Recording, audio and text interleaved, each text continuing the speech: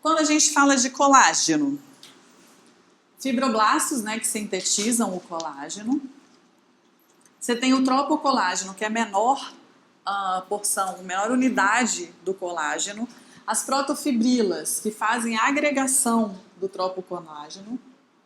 E as fibras colágenas, que é a reunião de protofibrilas. São paralelas. Aí, falando de fibras colágenas, são predominantes no tecido conjuntivo e é o mais importante componente do periodonto. Tá? Fibras reticulares, propriedades argirófilas, ou seja, elas absorvem prata, são numerosas no tecido adjacente à membrana basal e elas circundam vasos sanguíneos. As oxitalânicas, elas estão escassas na gengiva, mas são numerosas no ligamento periodontal. Opa, faltou uma. As elásticas, elas estão presentes no conjuntivo gengival e ligamento periodontal, mas somente associadas aos vasos sanguíneos. Tá? Tipos de colágeno. Eu acho que isso é questão desde da minha graduação, que devo ser mais antiga aqui com certeza. Então, acho que desde quando eu entrei na graduação em 1997, isso é questão de prova, que o professor de graduação sempre gosta de perguntar de tipos de colágeno, não é assim? Não sei se até hoje é assim, mas na minha época era. O colágeno tipo 1... Oi? Não. O colágeno tipo 1 forma a lâmina própria, as fibras gengivais e as principais do ligamento periodontal. Então, quem domina é o colágeno tipo 1. A gente tem ainda colágeno tipo 3, que forma aquelas fibras reticulares que a gente falou anteriormente, e o tipo 4, que vai estar presente entre as do tipo 1 e a lâmina basal, e ao redor dos vasos sanguíneos. Aí vai começar a outra parte que o concurso gosta, o tipo das fibras, né? Então a gente tem fibras circulares, que na gengiva livre circundam o dente como se fossem um anel. As dentogengivais, elas vão sair vão sair do cemento, aí vão se projetar como um leque por cima da crista óssea. Vão em direção da margem gengival. As fibras dentoperiósteas também estão inseridas junto com as anteriores, só que o trajeto delas é para o outro lado, passa por cima da crista, mas vai para baixo, não vai em direção apical. As transeptais estendem-se entre os cementos de dentes vizinhos, então acho que essa é mais fácil de decorar, é essa aqui. Então, no desenho esquemático, as fibras circulares, né, vistas de frente, elas dão a volta no dente, então elas estão representadas por esses pontinhos. Esse desenho vocês têm aí? Não? Tem?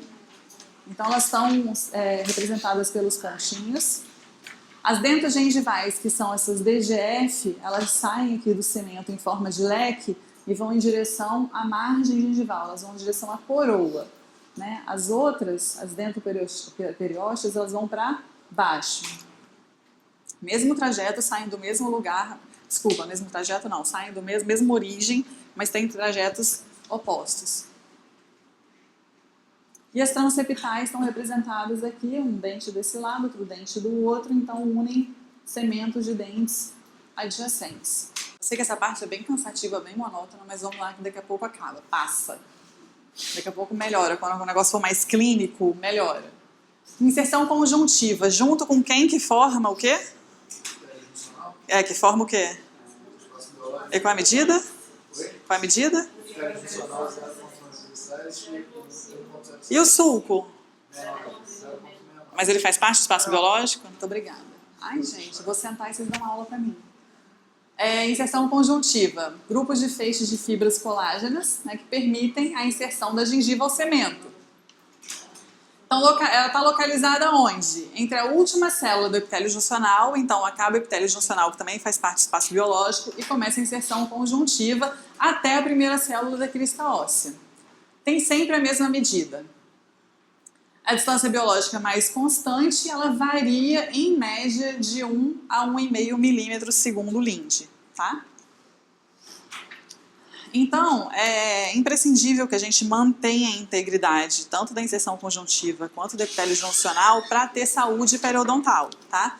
Se você tem violação do espaço biológico, a gente não consegue saúde periodontal. Então, olha lá, como os meninos já falaram, vocês já me disseram, o epitélio juncional tem 0,97 milímetros, mais inserção conjuntiva 1,07, e é importante frisar que o sulco gengival não faz parte do espaço biológico. Porque toda vez que vocês procurarem alguma coisa relacionada, imagens relacionadas a espaço biológico, sempre vão vir assim, com o epitélio juncional, inserção conjuntiva, e vem a medida do sulco também, só que ele não faz parte da distância biológica, tá bom? Que tem uma média de 2,04 milímetros. Beleza? Alguém tem alguma dúvida? Não? Vamos falar agora um pouco de ligamento periodontal.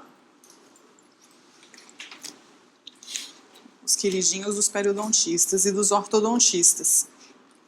Quem é orto mesmo? Quem mais? Você. Hanna.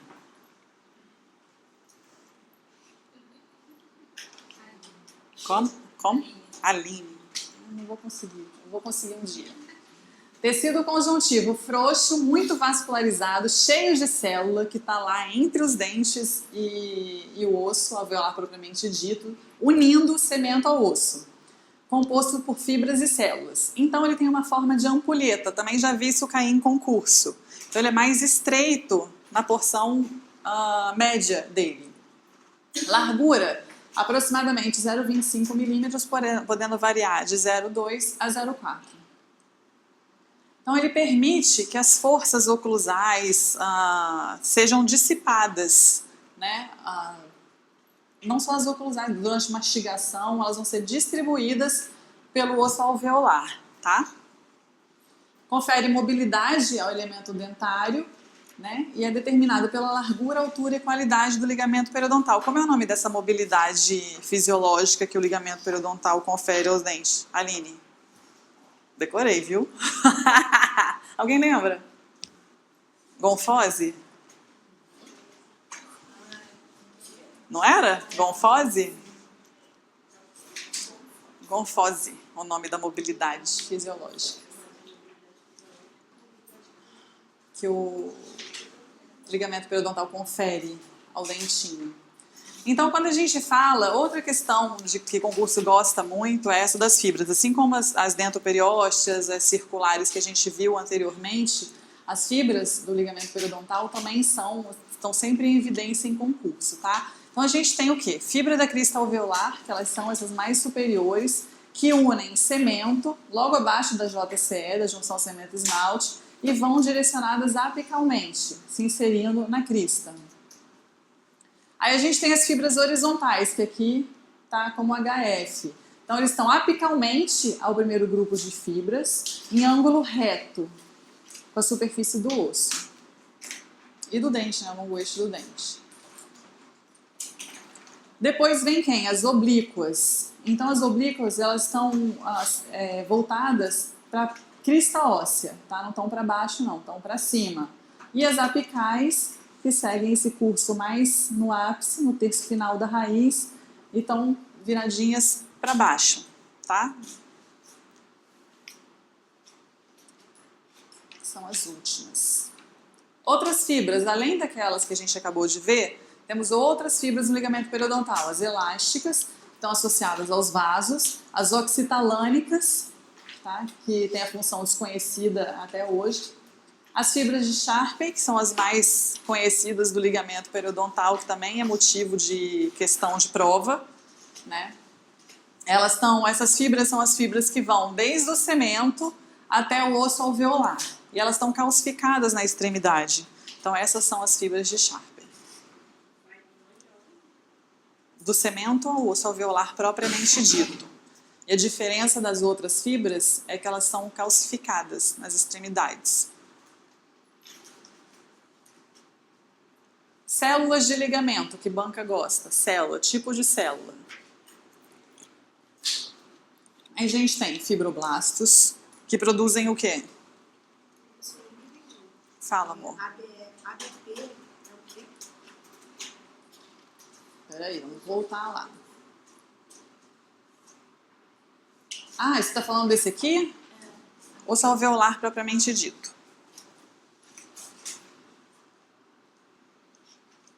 Tem mais alguma outra que não está na legenda aí, gente? Cemento radicular. É porque tá em dois.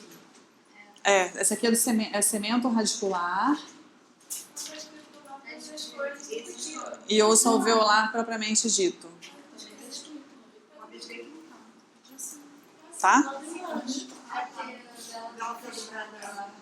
Ela tá me retalhando porque eu não reconheci que ela saiu e voltou.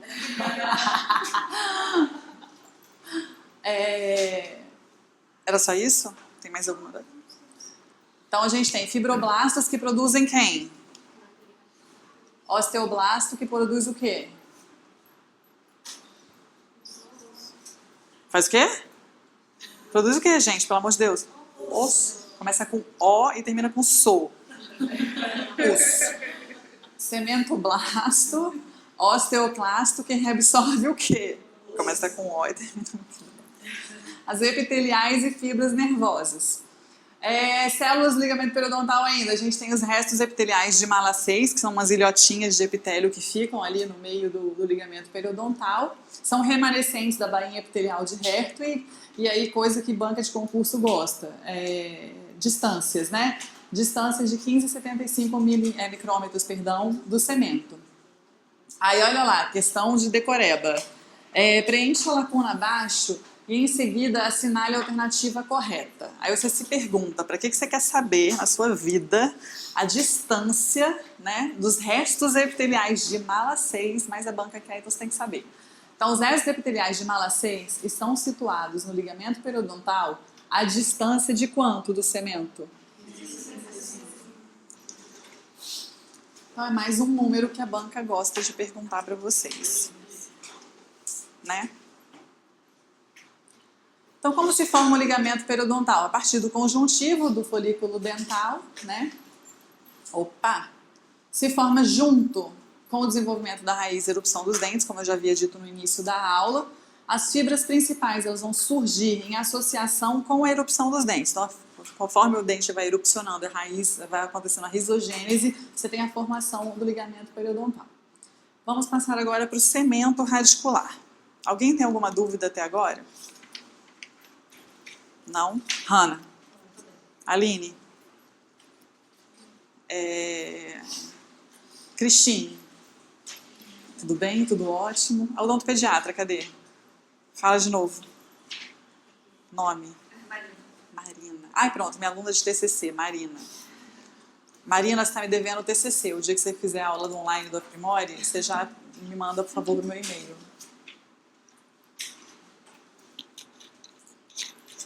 Marina está fazendo um trabalho lindo de pélio. Ai, toma, é seu. Ou não, não? Então... O cemento. Cemento radicular. Quem ele é? Um tecido mineralizado especializado que recobre a raiz dos dentes, né?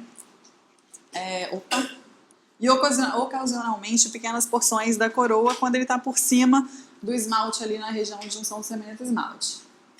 Ele não contém vasos sanguíneos e linfáticos, não é inervado e não sofre remodelação e nem reabsorção fisiológica. Forma-se continuamente ao longo da vida. Contém também fibras colágenas embutidas numa matriz. Igual quem? Quem é assim também? Que tecido? Que tem colágeno numa matriz? Começa com C e acaba com conjuntivo. Conjuntivo. Composto principalmente 65% de cemento formado por hidroxiapatita. Também já caiu em prova. Mais amplo no ápice das raízes, com essa medida de 150 a 250 micrômetros, do que na cervical, que tem apenas 20 a 50 micrômetros. Eu acho que até botei uma questão dessa, não sei se está na ordem ou se está no final. Principais funções do cemento. Inserção das fibras do ligamento periodontal. Contribui para o processo de reparo, depois que você tem danos na superfície radicular. Quais os tipos de cemento? Cemento acelular de fibras extrínsecas, isso também cai bastante em concurso, os tipos de cemento. Inclusive, se vocês não ficarem... Oi? Tá sofrendo? Fala comigo, Essa conversa parte comigo. é diferente, porque quando cai o carrão, é diferente, Isso que eu ia falar, classifica de 5 formas diferentes. Então, tanto vocês, pessoal do online, que se vocês não quiserem apenas o concurso específico da Marinha, cuja bibliografia é só o livro do Linde, essa é uma das partes de grande diferença entre o Linde e o Carranza. Então, o Carranza classifica os tipos de cimento de formas diferentes do livro do Linde. Então, para vocês não se confundirem todos, a gente começa só por esse aqui. Então, tipos de cimento. Aqui a gente tem a celular de fibras extrínsecas. Então, não tem células e as fibras vêm de fora. Que fibras são as fibras extrínsecas? Isso aí. Então, o local são as fibras de Charpé. Local, porção coronária e média das raízes. E a formação desse tipo de cimento acontece quando está sendo formada a dentina radicular. O cimento acelular de fibras extrínsecas ainda, o principal tipo de cimento, contém feixes de fibras de Charpé, que conectam o dente ao osso, e é o tipo mais mineralizado do que os outros 2 tipos que o Linde classifica. Depois desse, a gente tem o cimento celular estratificado misto, que se situa no terço apical e furca. A formação acontece depois do término da erupção do dente, diferente do anterior, que é junto com a formação da dentina. E a característica, ele contém fibras extrínsecas e intrínsecas. E aí a gente chega no último tipo de cimento classificado pelo Linde, que é o celular de fibras intrínsecas. Então, onde se forma? Em lacunas de reabsorção. E as características, tem fibras intrínsecas e cementócitos, tá? Como se forma o cimento? Você tem lá suas células ectomesenquimais, bonitinhas, lindas, vindas do folículo dental, que vão se diferenciar em cementoblastos, que daí eles vão iniciar a produção da matriz junto à superfície de dentina. Primeiro, o cimento é depositado sobre uma camada de dentina. Então, tem a primeira camadinha do cimento. Esses cementoblastos vão se afastar um pouco e vão continuar produzindo outras camadas de cimento, aumentando a espessura desse cimento. Os cementócitos são os cementoblastos que ficaram incorporados nesse material cementoide que depois vai ser mineralizado. Então, os cementócitos, eles residem nas lacunas. As projeções citoplasmáticas dos cementócitos vão ligá-los a outros cementócitos e cementoblastos. E esse sistema entre cementócitos e cementoblastos dentro do cimento permite a difusão dos nutrientes, mantendo a vitalidade do tecido. Tá? Então, os sistemas de fibras extrínsecas, que a gente tem as fibras de Charpé, porções de fibras principais do ligamento, que a gente já sabe que vão de onde? Do cimento até o osso, e tem as extremidades o quê? Calcificadas. Estão embutidas no cimento radicular e no osso propriamente dito. O osso alveolar faz parte do periodonto? Não, é só quem? O osso alveolar propriamente dito ou lâmina dura. Beleza. Essas fibras são perpendiculares à superfície da raiz, tá? No cimento acelular de fibras extrínsecas, elas têm o diâmetro menor e são mais compactas do que no osso. Coloco assim também, porque às vezes o concurso gosta de comparar os cementos e perguntar as características do cimento acelular de fibras extrínsecas são. Aí ele coloca uma lá para você marcar errada e troca uma mísera palavra, que aí é a palavra que você não se lembra se é ou se não é, e a gente faz o que a gente faz e marca errado. Mas a gente não marca mais errado. As fibras, elas são produzidas pelos fibroblastos e são mineralizadas na porção adjacente à raiz, mas do osso também. Produzidas pelo fibroblasto, já falei, composto por fibras orientadas mais ou menos paralelas ao longo eixo. E como é que isso cai em prova? De uma prova de 2012, preencha a lacuna abaixo e em seguida assinale a alternativa correta. Então, o cimento torna-se consideravelmente mais amplo na porção apical da raiz do que na porção cervical, onde a espessura é de quanto? 20 a 50? Isso aí. Então, vocês veem que eles realmente gostam de pegar esses números, porque eu acho que são questões muito objetivas, onde não tem uma margem, talvez, de errar, de entrarem com recurso, enfim, é preto no branco isso aqui, né? Mais uma. Preencha a lacuna abaixo e, em seguida, assinale a alternativa correta. Na porção apical da raiz, o cemento, em geral, apresenta uma largura de... Isso aí. Falando agora de osso alveolar. Alguém até agora tem alguma dúvida? Não? Daqui a pouquinho a gente respira um intervalo. Tem alguém morrendo aí? Não? Tá ótima? Só morreu no carnaval de 2011. Tá chegando a tua época então, né? Não. Já saiu dessa vida? Largou?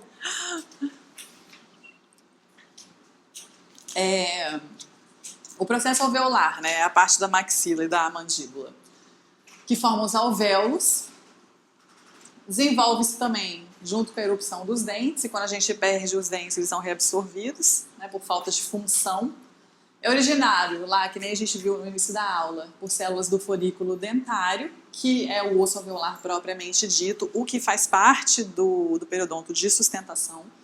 E por células que não estão envolvidas no desenvolvimento dentário, são as células mesenquimais. Constitui, junto com o ligamento e com o cemento, periodonto de sustentação, o aparelho de inserção dos dentes, e a função dele, junto com o ligamento periodontal, é de distribuir essas forças mastigatórias ou cruzais e as coisas, as atrocidades que os ortos fazem com a gente, né?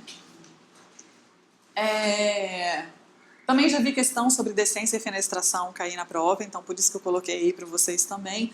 Então, basicamente, a decência é um defeito ósseo, onde você não tem osso nenhum acima do limite máximo do defeito. E a fenestração não, diferente da decência, a gente tem o defeito ósseo e em cima dele ainda tem osso. Tá? Uma janelinha. Na maxila, o osso é mais espesso do lado palatino do que vestibular. Na mandíbula, na região de incisivos e premolares, o osso vestibular é mais fino do que no lingual. Na região de molares, é o inverso. Principal componente mineral, como a gente viu lá no cemento, é a hidroxiapatita. Pode ser dividido em dois compartimentos, o osso mineralizado e o medular. O medular é composto por adipócitos, estruturas vasculares e células mesenquimais indiferenciadas.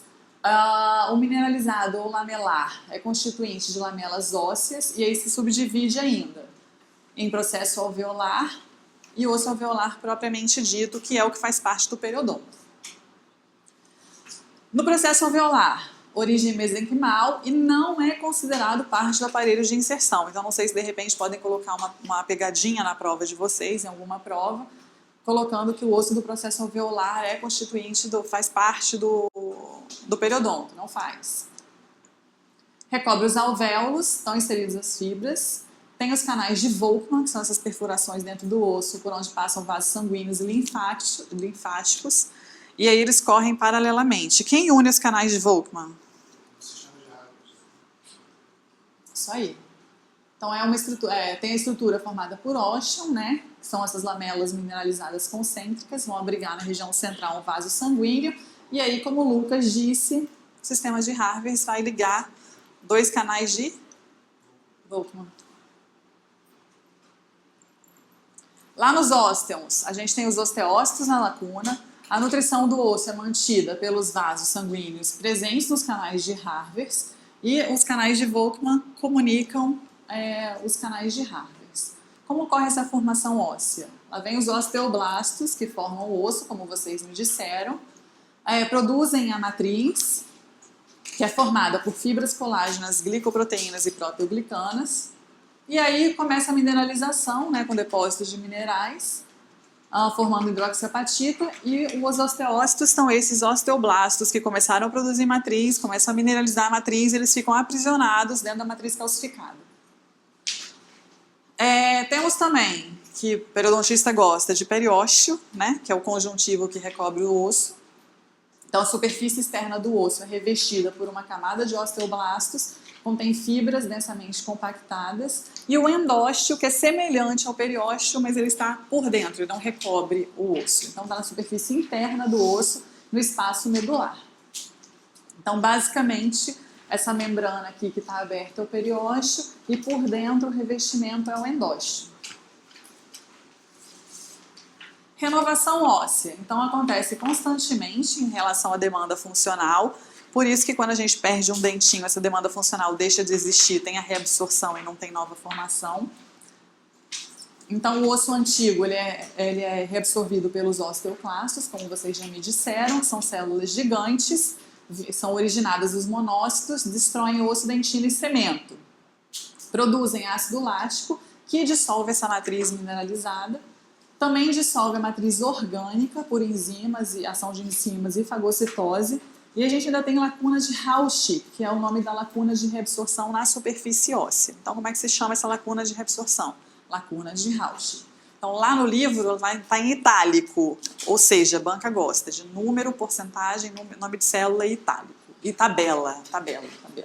Só que o livro do Índio não tem muita tabela, não. O Carranza que tem bastante. Então, aí, após a reabsorção, os osteoblastos vão lá e começam a produzir novo osso. Pergunta de prova. A reabsorção óssea ocorre pela liberação de substâncias ácidas. Os osteoclastos, em reabsorção ativa, aderem-se à superfície óssea e produzem as lacunas de... Isso aí. Mas aí o que a gente faz? Está nervoso no concurso?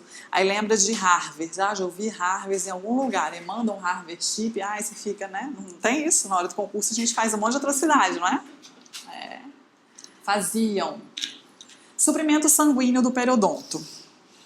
Fora os periodontistas, eu acho difícil alguém ter lido recentemente sobre suprimento sanguíneo do periodonto. Eu vou dar uma opinião pessoal sobre a parte de vascularização. Por quê? Como tem muita anastomose, aí chega uma artéria que faz uma anastomose com outra e várias, e aquele plexo ali faz a irrigação de determinadas partes. É um assunto que eu vejo cair pouco em concurso. Aí depois eu falo e cai 5 questões no concurso desse ano. Mas não, por quê? Porque eu acho que é um pouco confuso como que acontece. A gente vai ver agora. Então, ou a questão vai ficar grande demais, porque são várias artérias que irrigam o mesmo lugar, ou suas anastomoses, ou então não é só uma, são várias irrigando um local, que daria recurso, enfim. Tá, mas eu vou passar para vocês toda a irrigação, e aí o suporte de sanguíneo, e aí vocês vão ver que a parte de drenagem, gente, deu branco agora. A linfática e... Gente, me deu branco, me dá cola aí. Corta aí, Alexandre. Inervação, obrigada. Elas são mais objetivas, tá? Então vamos lá. Ligamento periodontal. A artéria dentária vai emitir a artéria intraseptal antes de penetrar no alvéolo. Aí, penetrando no alvéolo, esses ramos vão penetrar no alvéolo e formando através dos canais de Volkmann que a gente já tinha visto. No espaço do ligamento, eles vão se fazer as anastomoses com os vasos oriundos da porção apical do ligamento. Então, vocês veem como é um pouco confuso isso que acontece para fazer uma questão objetiva? Então, peraí. Na gengiva vestibular da maxila e da mandíbula, a gente tem vasos sanguíneos supraperiosteais e os ramos terminais das artérias, ou seja, você não tem só uma coisa, tem várias. Sublingual, mentoniana, bucal, facial, palatina, maior, infraorbitária, dentária, superior, posterior. Então não é uma coisa tão objetiva quanto vocês vão ver mais para frente do sistema linfático.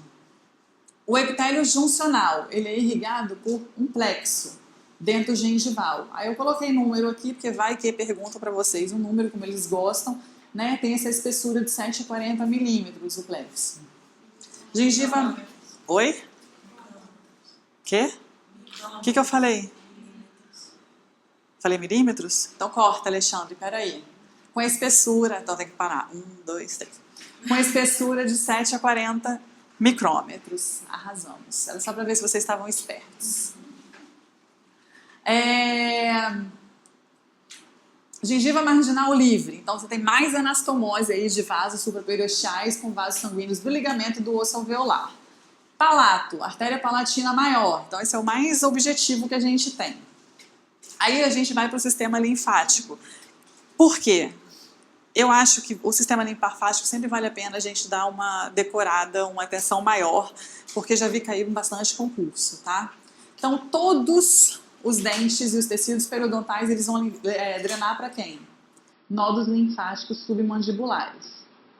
Menos, a gente vê exceção. Então, todo mundo drena para lá. Menos os incisivos inferiores. Ai, desculpa, ainda mostrei no submandibulares, gente. Esse é submentoniano, perdão. Os incisivos inferiores para os nódulos linfáticos submentonianos. Então, eles vêm os incisivos inferiores, drenam para cá. Terceiros molares para os nódulos linfáticos júgulos gástricos. Então, drena para cá.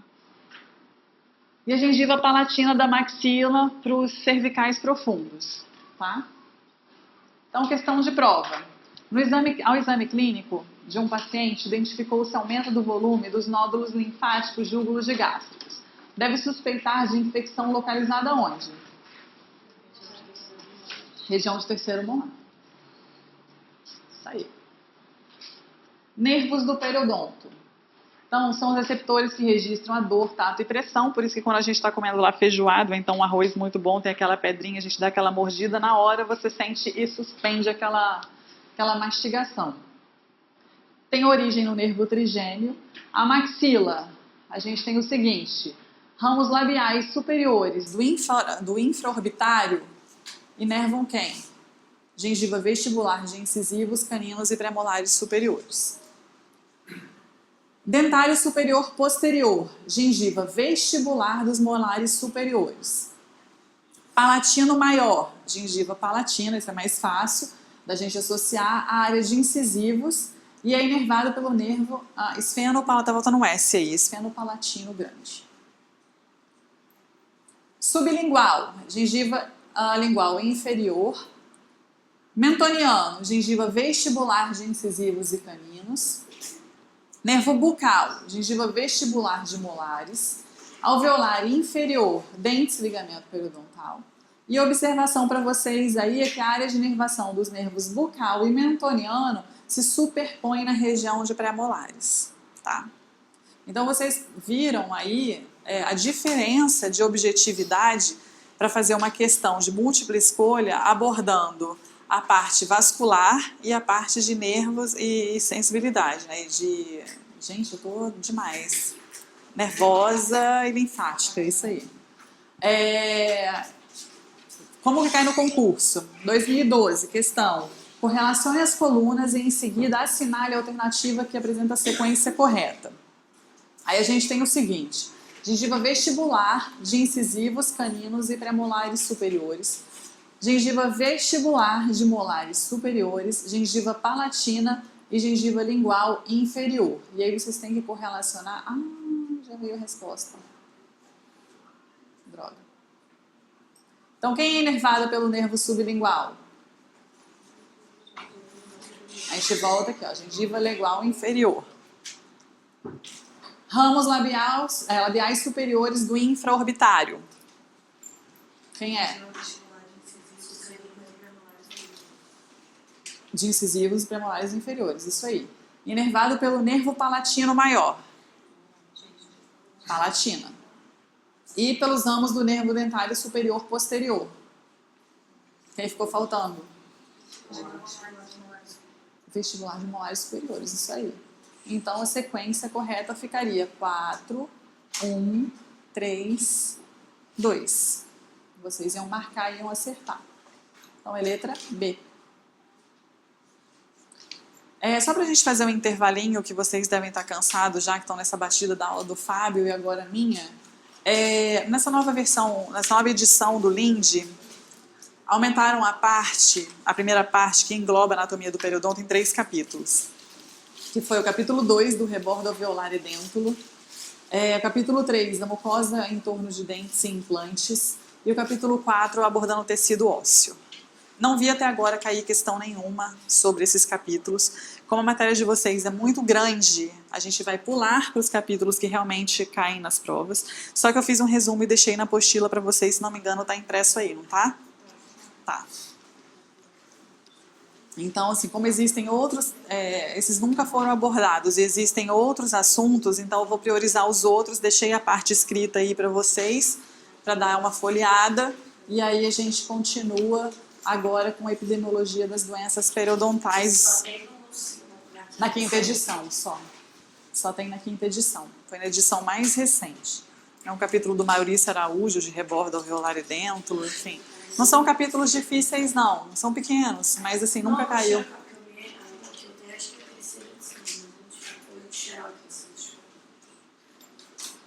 Vocês querem um intervalo de 5 minutos?